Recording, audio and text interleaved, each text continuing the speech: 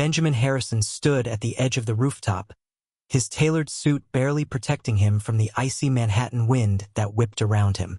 The glowing skyline stretched infinitely, a testament to the empire he had helped expand. Yet tonight it felt suffocating. Below, the grand ballroom buzzed with the elites of New York, toasting another merger, another accomplishment. It was a celebration of his success, yet here he was, alone. Ben! A voice pulled him from his thoughts. His fiancée, Annabelle, stepped into view, her sequined gown shimmering like the city lights below. She looked every bit the woman who belonged on his arm, a picture of grace and poise. But Benjamin saw the flicker of disappointment in her eyes. She had wanted more than his presence tonight. She had wanted his heart. "Annabelle," he murmured, his voice heavy. He straightened his tie, as if to shield himself from what he knew he was about to do. The tension between them had been simmering for weeks. She wanted a life, a family, and he was tethered to the expectations of his dynasty. "What's going on, Ben? Why aren't you downstairs?" she asked softly, stepping closer. The distance between them felt like miles. "I can't do this," he blurted, his voice cracking. "I thought I could, but I can't. This life, this dynasty, it's all-consuming. It won't ever let me go. I can't give you the love you deserve." Annabelle stared at him, her face a mixture of shock and hurt. "You're breaking up with me?" she whispered. "Here? Now?" "I don't have a choice," Benjamin replied, his eyes glistening. "You deserve someone who can be present, who can be more. I'm trapped, Annabelle. I'm trapped by my name." Annabelle's hand tightened around her clutch, her composure shattering like a crystal glass. Without another word, she turned and walked away, leaving him alone on the rooftop. 5 years later, Benjamin sat in the back of a black SUV, the city rushing past as his driver navigated the evening traffic. His once crisp, confident demeanor was softened by exhaustion. 5 years had passed since that night on the rooftop. 5 years since he had let the only person he truly loved walk out of his life. He had thrown himself into work, achieving every goal his father had ever dreamed for him. Yet he felt empty. His phone buzzed, pulling him from his thoughts. It was his assistant, Gabrielle. "Mr. Harrison, there's a situation at the charity gala. The entertainment canceled last minute." Benjamin sighed. "Find a replacement," he replied curtly. "We did, sir. But there's another matter. The organizer you insisted on hiring. She's someone from your past." Benjamin frowned. "Who?" There was a pause. "Annabelle." The name hit him like a lightning bolt. He hadn't seen or heard from her since that night. What was she doing here? Why now? "Make sure everything runs smoothly," Benjamin said, ending the call. But his heart raced. He wasn't sure he could face her, not after everything. At the gala, Benjamin scanned the room, his practiced smile in place. The event was a glittering spectacle, full of opulence and influence. But when his eyes landed on Annabelle, all the air seemed to leave the room.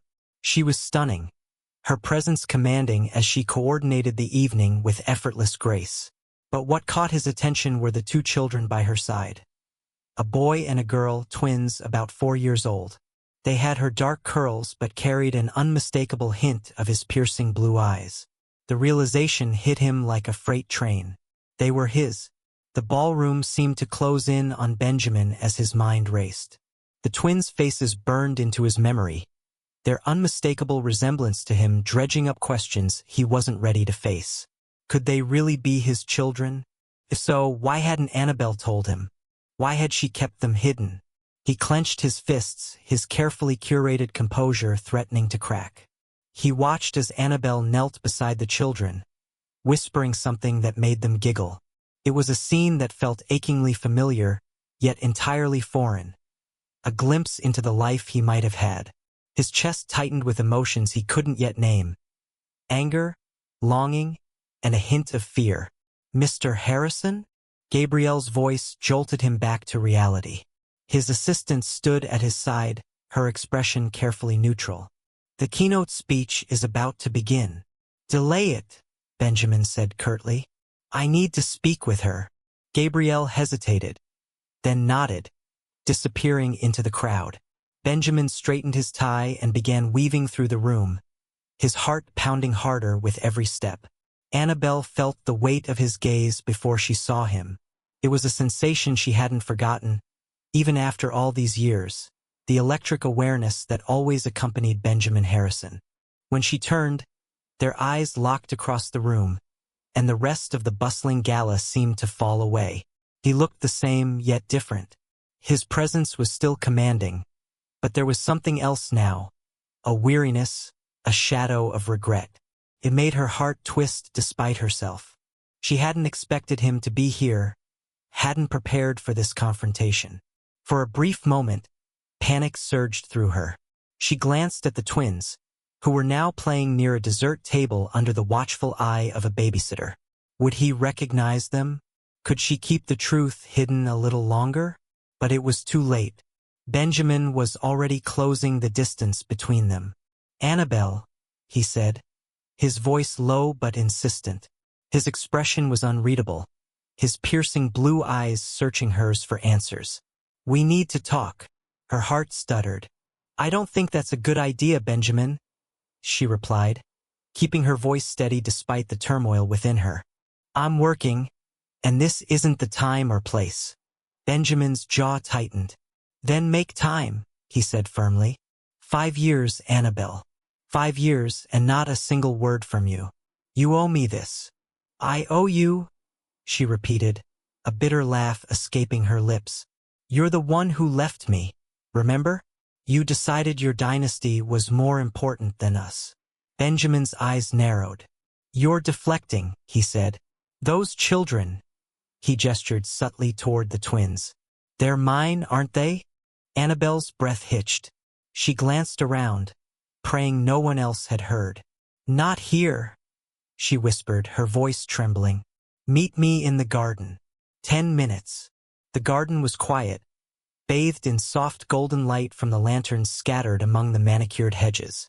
Benjamin paced restlessly, his mind a whirlwind of questions and emotions. When Annabelle appeared, her arms crossed protectively over her chest, he stopped and faced her. Talk, he said simply. She hesitated, her expression torn. Yes, they're yours, she admitted finally. Ethan and Lily, they're 4. Benjamin exhaled sharply, his suspicions confirmed. 1,000 thoughts collided in his mind. Why didn't you tell me?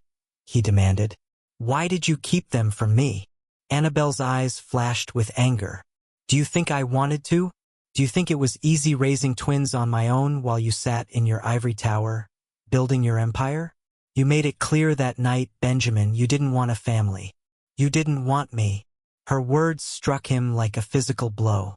I didn't want to hurt you, he said quietly. I thought I was sparing you from this. From me. But I never stopped.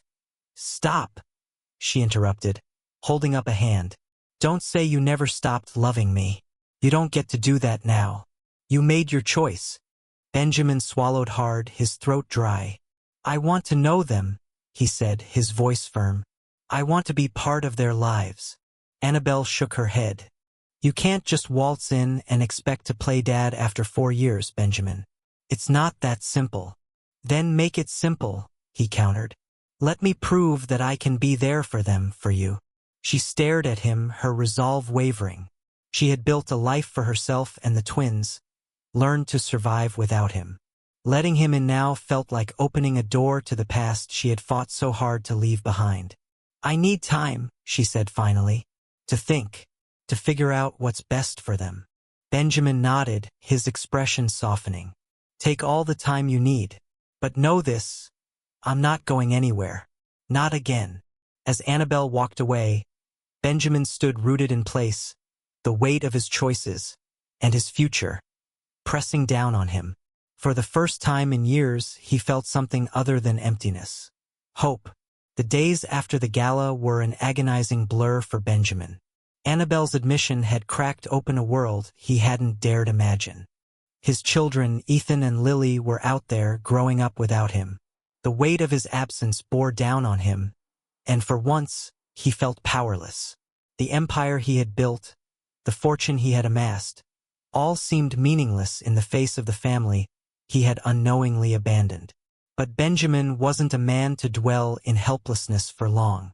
He had resolved to act, to prove to Annabelle that he was serious about being a father and earning a place in their lives. At a cozy cafe nestled in Brooklyn, Annabelle sipped her coffee, her gaze fixed on the bustling street outside. She was waiting for Benjamin, against her better judgment. When he finally arrived, she was struck by how different he looked. The self-assured man she remembered had been replaced by someone humbled. It threw her off guard. "Thank you for meeting me," he said, his voice softer than she expected. "I didn't do it for you," she replied curtly. "I did it for the kids." Benjamin nodded, accepting her sharpness. He deserved it. "How are they?" "They're fine," Annabelle said. "They're happy, Benjamin. I've worked hard to give them that. And I want to add to it," he said, his voice filled with sincerity. "Please, let me meet them." Annabelle's hand tightened around her coffee cup. "You can't just walk into their lives and expect everything to fall into place," she said. "They don't even know you." "I understand that," he said quickly. "I'm not asking for miracles, Annabelle. I just want a chance. A chance to get to know them, to show them I'm here." Annabelle hesitated, torn between the memories of the man who broke her heart and the father who seemed desperate to do right by his children. "Fine," she said finally. "But it's on my terms. You meet them as a family friend, nothing more." "Not yet." Benjamin nodded, relief washing over him. "Whatever it takes." The first meeting was at a park near Annabelle's home. Benjamin arrived early, his heart pounding with a mix of anticipation and dread. He had faced boardrooms filled with billionaires, negotiated deals worth billions, but nothing had prepared him for this. When Annabelle arrived with the twins, Benjamin's breath caught. Ethan and Lily were bundles of energy, their laughter ringing out as they ran toward the swings. For a moment, all Benjamin could do was watch, overwhelmed by the sight of them. "Benjamin," Annabelle said, pulling him back to reality. "This is Ethan and Lily." The twins looked at him curiously, their bright eyes studying him with the unfiltered honesty of children. Benjamin crouched to their level, his voice warm. "Hi, Ethan." "Hi, Lily. I'm Benjamin. It's nice to meet you." Lily tilted her head, her curls bouncing. "Do you know Mommy?" Benjamin smiled, glancing at Annabelle. "I do. Your mom and I used to be friends." Ethan, more reserved, tugged at Annabelle's hand. "Can we play now?" Annabelle nodded, and the twins scampered off, leaving Benjamin and Annabelle standing in their wake. "They're beautiful," Benjamin said, his voice thick with emotion. Annabelle softened, just slightly. "They are." As the days turned into weeks, Benjamin became a fixture in the twins' lives.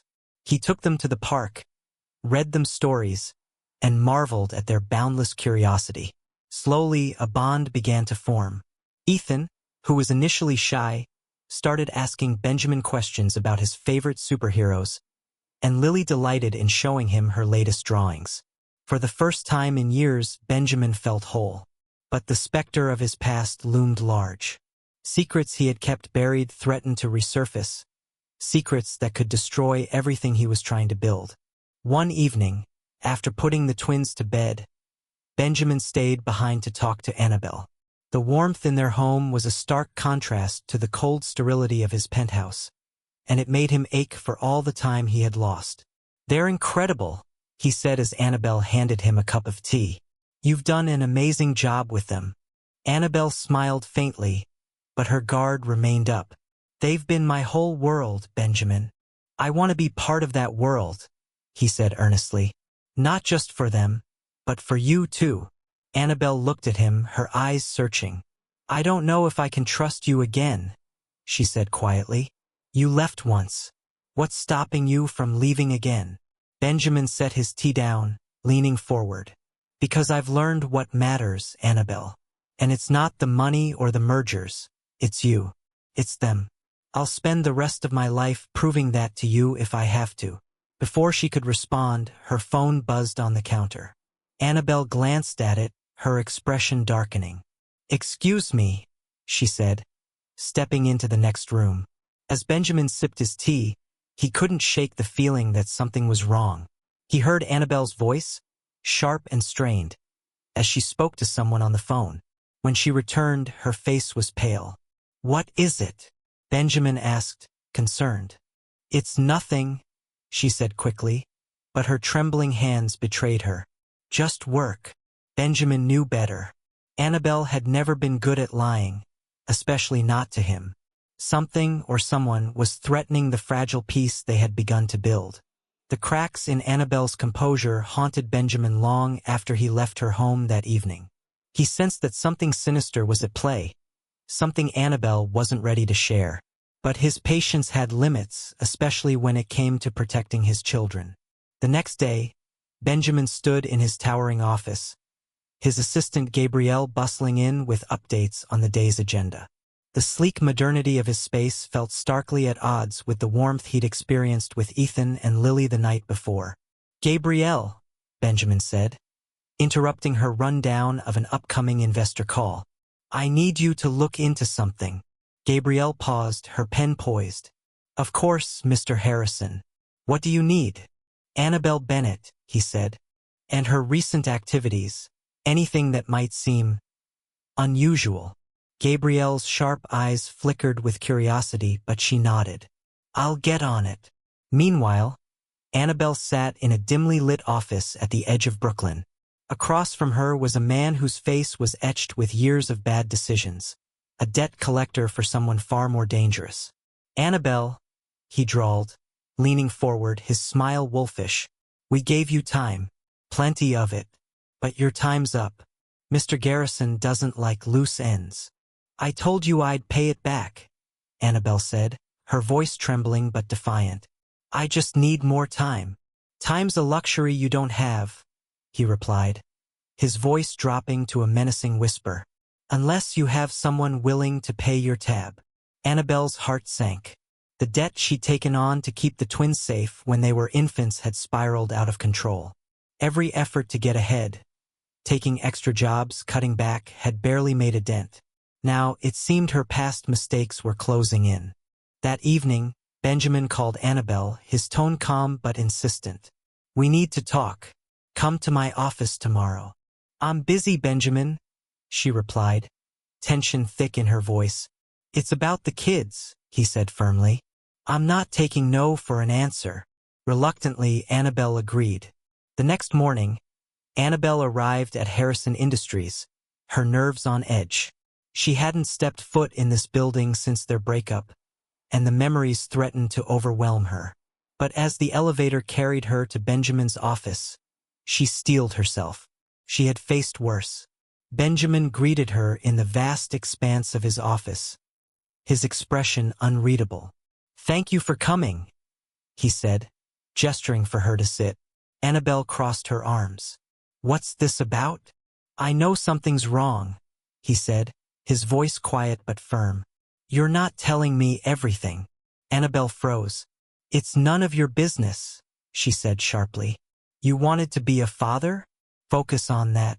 "Annabelle," Benjamin said, leaning forward, "if it affects the kids, it is my business."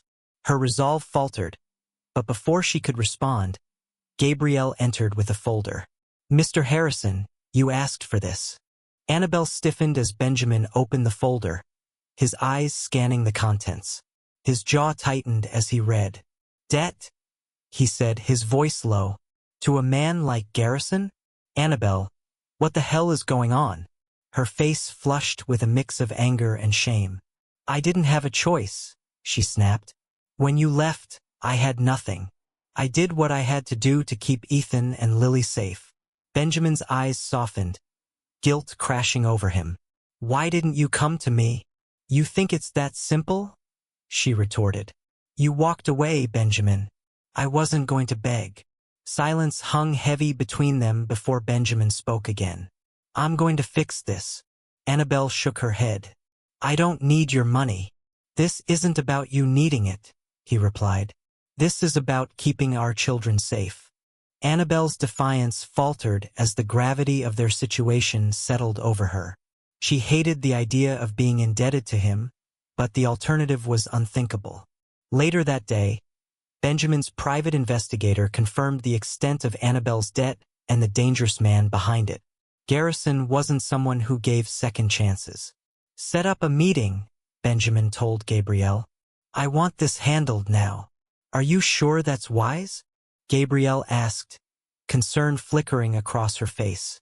"I'll do whatever it takes," he replied. "No one threatens my family."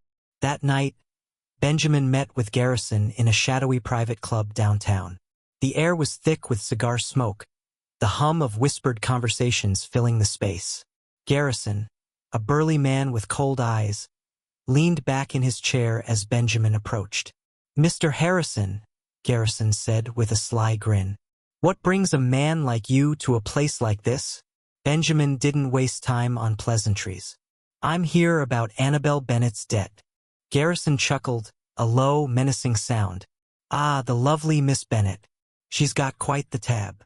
"Consider it paid," Benjamin said, sliding a check across the table. The amount was staggering, enough to cover the debt and then some. Garrison picked up the check, his eyes gleaming. "Generous," he said. "But you should know money doesn't erase everything. Sometimes debts are personal." Benjamin's gaze hardened. "I'm not here to negotiate. You'll leave her alone. If I hear otherwise, you'll wish you hadn't." For a moment, the tension crackled between them. Then Garrison smirked, pocketing the check. "Fair enough, Mr. Harrison. For now." When Benjamin returned to Annabelle's apartment, she was waiting anxiously. "It's done," he said simply. "You don't have to worry anymore." Annabelle stared at him, her emotions a storm of relief, gratitude, and frustration. "You didn't have to do that." "Yes, I did," he said firmly. "I let you down once. I won't do it again." As they stood in the dim light of her apartment, the distance between them seemed to shrink. But the dangers of Benjamin's bold move, and the deeper truths about their shared past, still lingered, threatening to unravel the fragile threads of their reconciliation. The air between Benjamin and Annabelle was heavy with unresolved tension. While Benjamin had paid off the debt that haunted her, he had also unknowingly pulled both of them into deeper waters. Annabelle couldn't shake the fear that Garrison wouldn't let go so easily, no matter how big the check. Benjamin, meanwhile, couldn't stop thinking about the sacrifices Annabelle had made to protect their children. He had to prove to her and himself that he could truly be the man they all needed. A week later, the unease that had lingered since Benjamin's confrontation with Garrison came to a head. Annabelle was heading home after work when she noticed a sleek black car parked across the street from her building. Its darkened windows sent a chill down her spine. Inside her apartment, she found a note taped to the counter, the handwriting jagged and ominous. "You think you can just walk away? Some debts aren't about money. Keep your rich boyfriend close. You'll need him." Her breath hitched as fear coursed through her veins. She clutched the note tightly, her mind racing. The twins were with a neighbor, safe for now, but the threat was clear. Garrison wasn't finished. Annabelle didn't hesitate. She grabbed her phone and called Benjamin. Benjamin arrived within minutes, his face hard with determination. Annabelle handed him the note, her hands trembling. "This is why I didn't want you involved," she said, her voice breaking. "He won't stop, Benjamin. Not until—" "He will," Benjamin interrupted, his tone steely. "I'll make sure of it." Annabelle shook her head. "You don't understand how dangerous he is. Money won't solve this." Benjamin's gaze softened, but his resolve didn't waver. "Then we'll fight him another way." The following day, Benjamin called a meeting with his private security team, led by a no-nonsense former operative named Sarah Lang. Sarah's team immediately began securing Annabelle's building and monitoring the twin school. Benjamin also insisted Annabelle and the children stay at his penthouse until the threat was neutralized. First, Annabelle resisted. I've handled this on my own for years, she argued. And look where that's gotten you, Benjamin countered, his voice firm but not unkind. Let me do this, for them if not for you. She reluctantly agreed, knowing deep down that Benjamin was right. The safety of her children had to come first. As Annabelle settled into the penthouse with Ethan and Lily, the twins quickly grew enamored with their new surroundings. The spacious living room became their playground, and they marveled at the skyline view. Benjamin couldn't help but smile as he watched them, their laughter filling the once empty space. One evening, as the twins played with a set of building blocks Benjamin had bought, Annabelle stood in the kitchen, quietly watching him. He was kneeling beside the children, his expensive suit forgotten as he helped them construct a towering castle. "You're good with them," she said softly. Benjamin glanced up, his expression tender. "They make it easy." Annabelle hesitated, then added, "I never wanted to keep them from you, Benjamin. I was just scared." He stood, closing the distance between them. "I know," he said, "but I'm here now, and I'm not going anywhere." Their eyes met, and for a moment, the walls between them began to crumble. But before either could say more, Benjamin's phone buzzed. It was Sarah. "We've got a problem," she said, her voice clipped. "Garrison's been seen near the twins' school. He's not backing off." Benjamin and Annabelle met with Sarah and her team that night. The plan was simple but risky. Lure Garrison out and ensure he could no longer pose a threat. Benjamin insisted on being part of the operation, despite Sarah's objections. "Garrison wants me," Benjamin said. "Let's give him what he wants." Annabelle protested. "You're not a soldier, Benjamin. This isn't your world." He turned to her, his expression unyielding. "It's my family, Annabelle. I'll do whatever it takes to protect you." The trap was set the next evening at a private club Garrison frequented. Benjamin entered alone, his every step calculated. He spotted Garrison in the back, nursing a drink. The man's smug grin faded as Benjamin approached.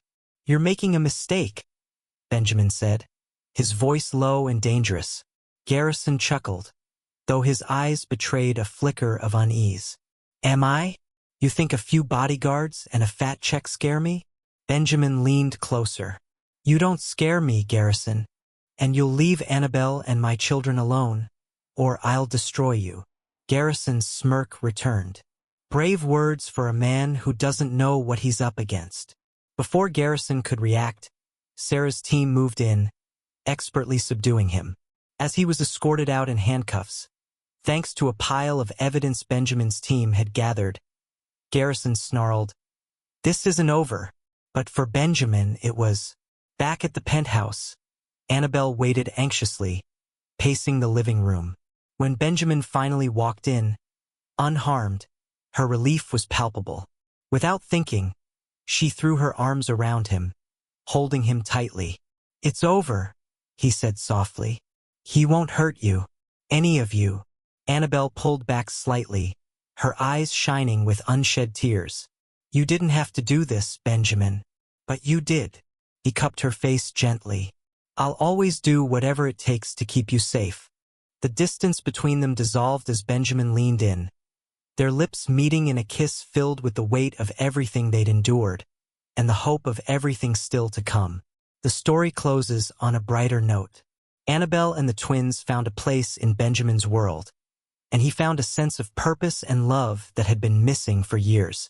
Their journey had been fraught with danger and heartache, but they faced it together, proving that even the deepest wounds could heal with time, trust, and unwavering commitment. Months had passed since Garrison's threat had been neutralized, and life was beginning to settle into a new rhythm. For the first time in years, Annabelle allowed herself to believe in the possibility of happiness. Not just for Ethan and Lily, but for herself. Benjamin's penthouse had transformed from a cold, sterile space into a home.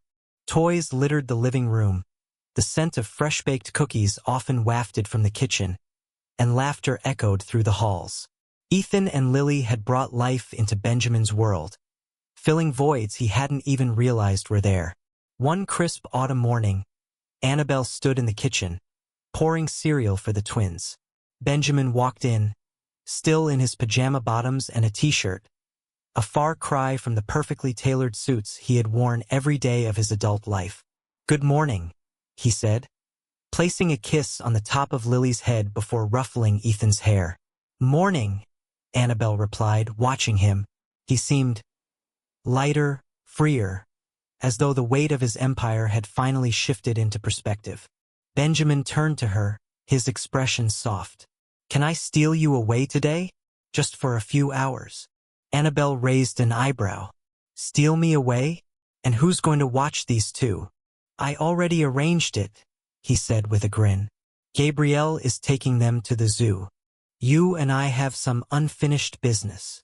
Annabelle hesitated, her heart skipping a beat. "What kind of business?" "You'll see." Later that afternoon, Benjamin drove them to a secluded lake upstate, surrounded by trees just beginning to turn gold and crimson. The setting was serene, almost otherworldly, the gentle rippling of the water the only sound. Annabelle turned to him, her brow furrowed in confusion. "What is this?" Benjamin reached into the back seat, pulling out a picnic basket and a blanket. "I wanted to spend some time with you. Away from the city, away from everything. Just us." Annabelle's heart fluttered, but she pushed the feeling aside. "You've really gone all out." "I'm trying to impress you," he said with a self-deprecating smile. "Is it working?" She laughed softly. "Maybe."